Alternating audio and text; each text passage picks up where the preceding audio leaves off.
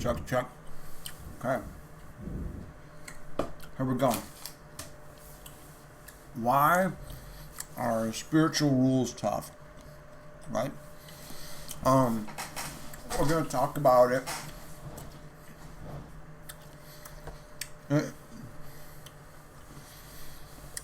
They don't tend to make sense until you try them.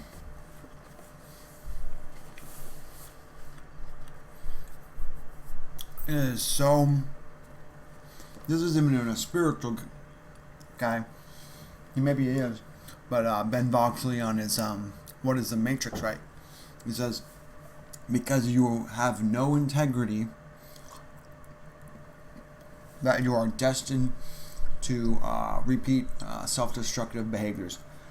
Whoa, that was tough. That is tough to handle, right? That is almost a little aggressive, right? Because he's using the second person you, and not like that royal you. And sometimes people do examples like, whenever you walk down the street, blah blah blah blah blah, you see XYZ, or whenever it's like you're trying to put people in the situation as a shortcut for I'm not gonna say intimacy, but like a shortcut for an interactive conversation. No, he's saying because you have no integrity, you're destined for self-destructive behavior, something like that. And it's tough. It's not easy to take feedback like that. Well, why? Because that's almost applicable to anybody who's not like massive ascended spiritually or whatnot. And it's tough. But I've been running with it because I'm like, you know what? Am I doing something self-destructive right now? And there's a red tantric technique where you kind of ride the energy wave, you crest that energy. It doesn't matter what you're doing. It can be in any kind of thing. Some people say it's only one certain aspect of spirituality or bodily life or whatever, but you can really use it where you're like, you're going to really skate the edge and then channel the energy. No.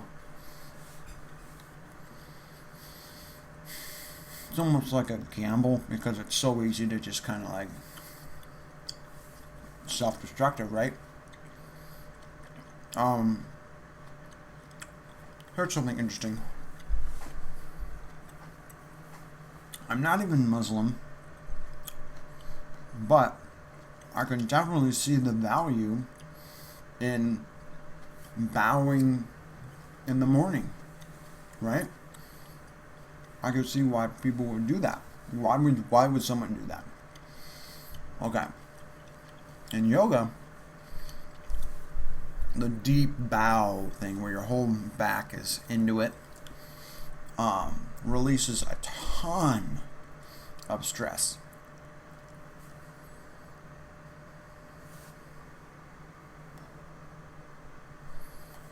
Mind blown, right? A stress reliever. Why would a religion have a stress reliever built into it?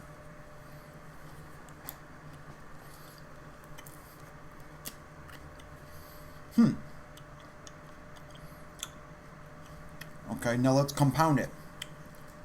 I've heard, this is not a thing, but I've heard that some people, certain versions of Islam will bow in the direction of Mecca. Okay. In the morning. So the sun's kind of rising and you bow in the direction of Mecca. Anywhere in the world. Okay, think about this. From a very objective way, we already know it's a stress reliever to do that bow. You can do that bow any time in the day. The deep one. Even certain animals do that bow in the morning. Interesting, right? They face the sun. But let's say you're in the United States of America, right? And you do that bow and you face a certain point, let's say Mecca, okay?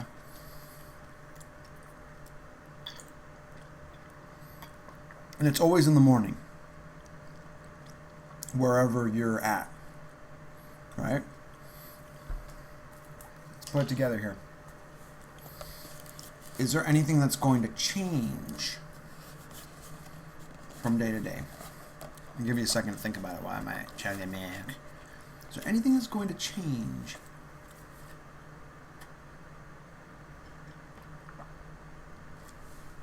Here's a hint. In your scenario, you are living in the same city throughout the year. So that might be a little hint. Keep thinking, keep thinking, keep thinking. You already figured it out. You'll have to comment, whatever. Okay. Because of the Earth on its axis, the rotation of the seasons, the whole thing, you're not going to have the same experience as you did the day before. Why is this? Because if you're bowing in the same direction of Mecca, the sun is going to hit you from a different angle. So not only are you having a relaxing thing, you're relaxing every day, but sunlight's hitting your spine from a different angle every single day. Why would there be a religion where people do that? Well, let's dig deeper. A lot of these, I think, Muslim guys, like clerics or imams or whatnot, are quite good at geometry, okay? So, that's a tip. So, they realize, if you're looking at a place, one place, sun's hitting it from a different direction, your spinal cord. Basically, you're nothing but a spinal cord. So, any religion or thing that's based on spinal cords is probably going to be hard hitting. It's going to be it's going to kind of make sense more than others because you're in a suit. This isn't you. I mean, come on. You really think this is you? I don't even, come on. It's not. Even the spinal cord. I really think it's spinal. Oh, yeah. But I definitely think I'm more spinal cord than my elbows. Okay? Put in perspective. Okay. So, now, light's hitting your spinal cord from different direction. There's going to be a major therapeutic, also a release of some chemicals. You're going to have some chemicals that are going to be processed. You might even have some healing. There might even be a little bit. I'm talking a lot here. Kind of like how heat affects water. It makes the water move a little bit. Same thing. I mean, that's the most healthy, therapeutic, gentle light is the sun rising in the morning. I mean, almost every major religion has some kind of sun experience thing built into it. Hell, even plants change in the morning, right? They open up. There's got to be for a reason. They get energy. They get power. Think about it. So,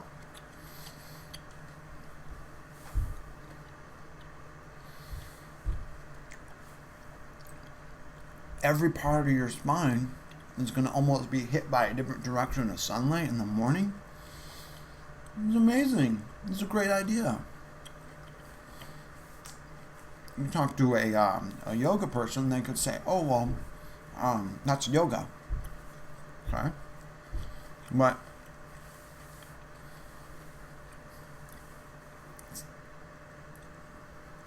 it's tough to get people's minds around things. Where, now, here's an interesting thing.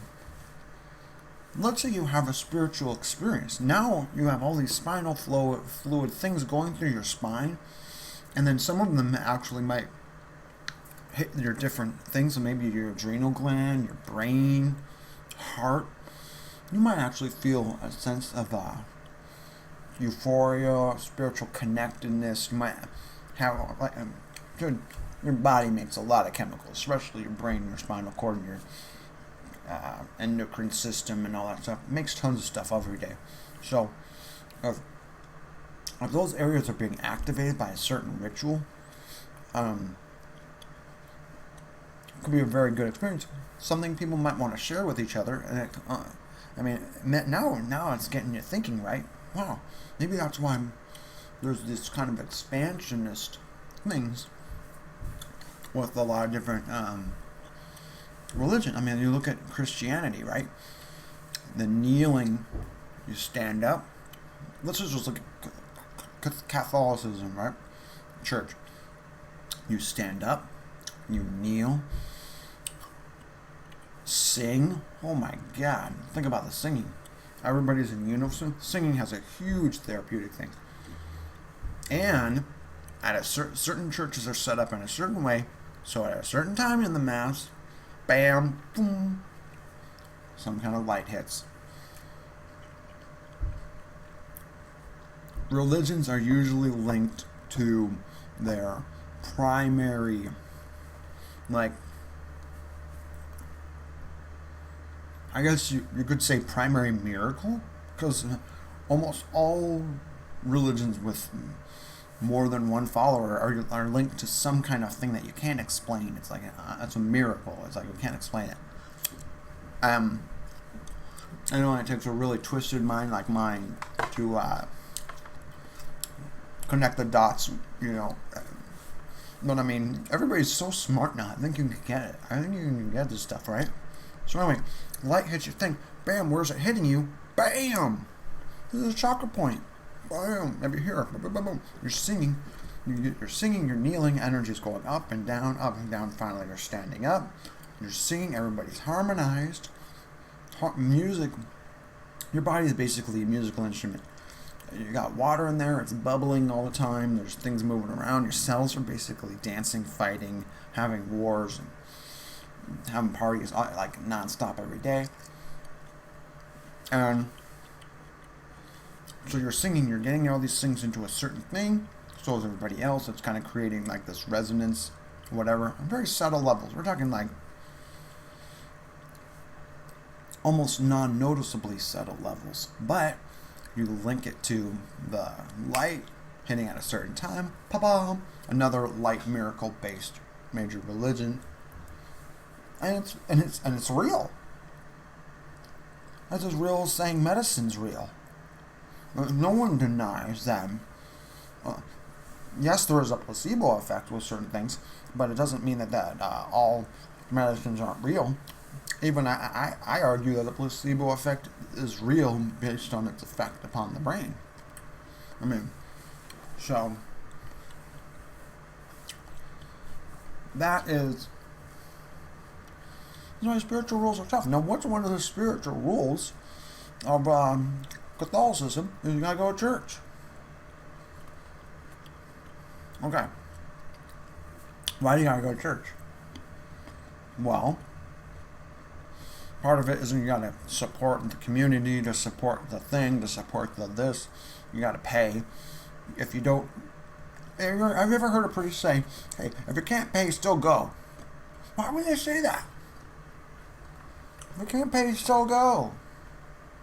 Even if the church is overflowing, even if they're paying you, literally, and you need help from your church, why would they say if you can't pay, still go? Any church that's worth its cross would say if you can't pay, still go. Why? Think about it.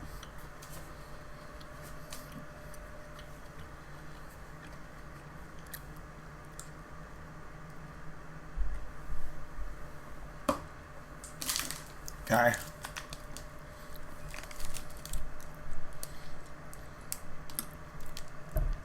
You can't pay, still go. Why? Leave a comment, thumbs it up, tweet it out, whatever. Okay.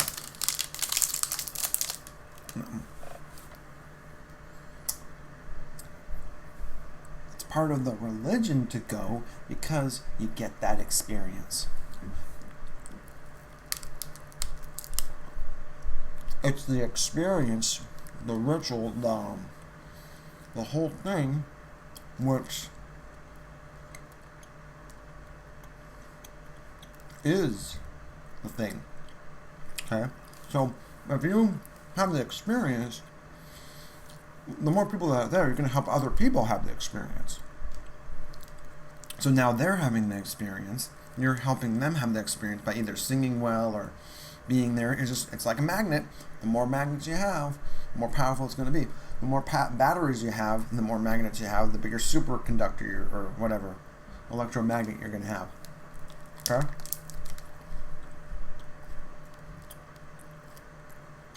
The more batteries you got, the faster the motor is going to spin. Okay. If you can't pay, you still go because you're completing the experience for other people, and you're almost getting that light or light in the back, light in the front, whatever it is. Doesn't matter. I was even when I was doing yoga, they say if you can't pay, still go, but still wanted to go. That's weird, right? I feel weird. I remember when I couldn't pay. I was like, I don't want to go. There's a lot of energy release in yoga. People get a lot of some people get emotional during yoga. They might even cry. Very quiet, very subtle tears. It's a huge neurotoxin release. You got your brain literally fighting off its own pain physically, and these tears come out. Very healthy. I wouldn't drink those things. They're probably saturated with poison, though. Get them out. Get that out of here. What else? Oh. What was I thinking about? There was this thing. Why are they tough?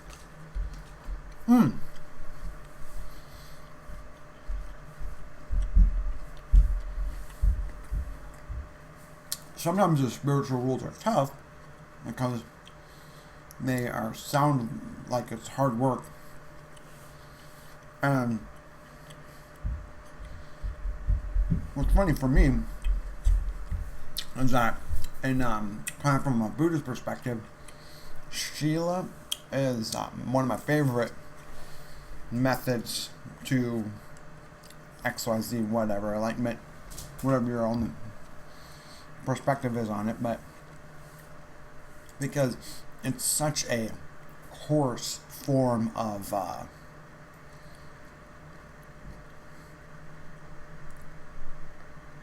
it's such a an ugly, coarse way of getting to enlightenment, really. So it's like I'm going to isolate things. It's very mathematical in a way.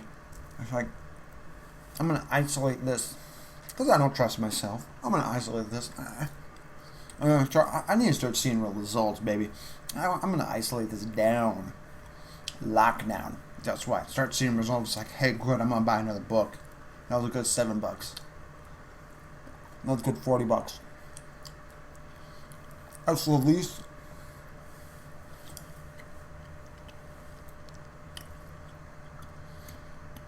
It's one of the least cool ways to enlightenment, but it's definitely effective. Especially if you got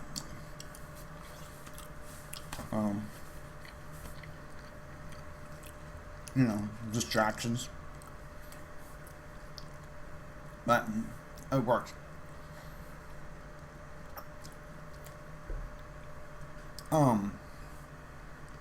But I mean, it's hard work. And I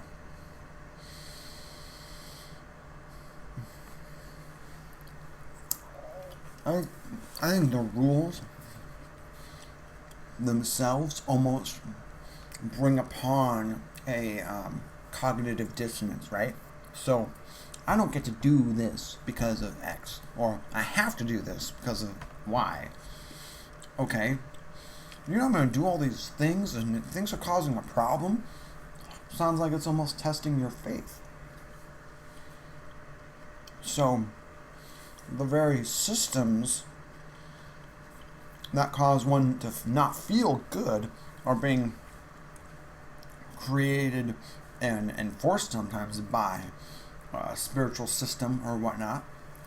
And that shakeup, that kind of rude awakening can really cause people to almost have a cathartic or spiritual experience of it in of itself.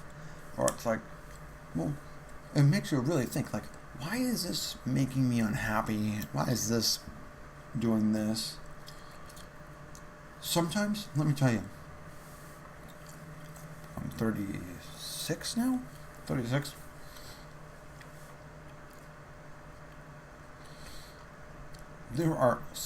I've had some months go by where it's at the end of the month and I'm just kind of like,